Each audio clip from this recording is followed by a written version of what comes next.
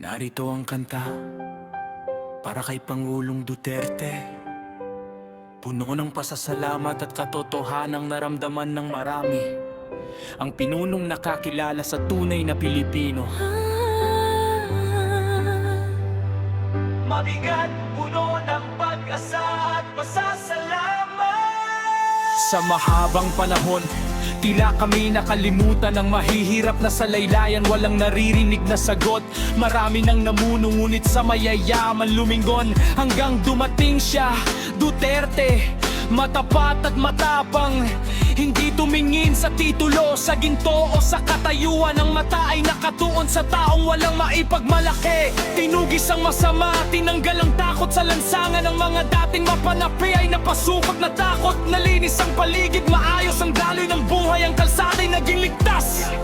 Ang bayan ay huminga, sinabing ang batas ay para sa lahat. Walang pinapaboran, ang kapangyarihan ay ibinalik sa kamay ng karaniwan. Sa Mindanao, ang matagal na sugat ay sinikap gamutin. Ng mga kapatid na Muslim ay binigyan ng tunay na kalayaan.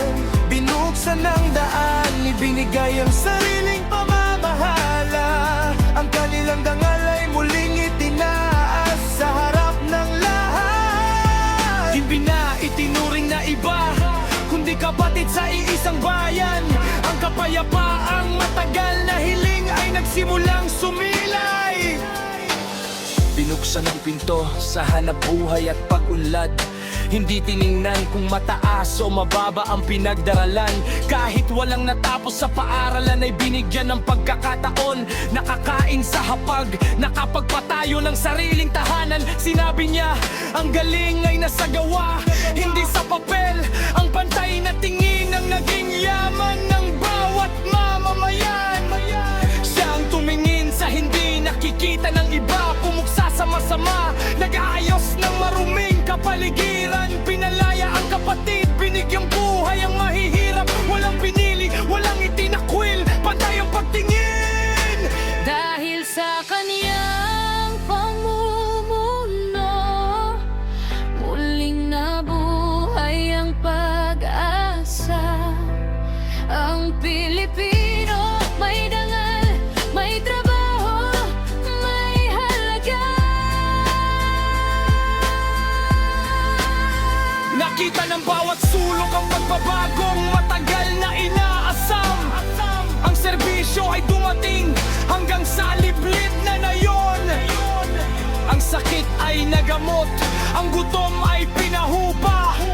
Ang paniniwalang walang magagawa, ang mahirap ay binura.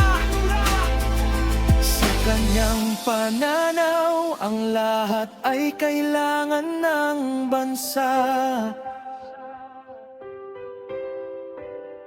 Ang lakas ng bansa ay nasa kamay ng bawat mamamayan.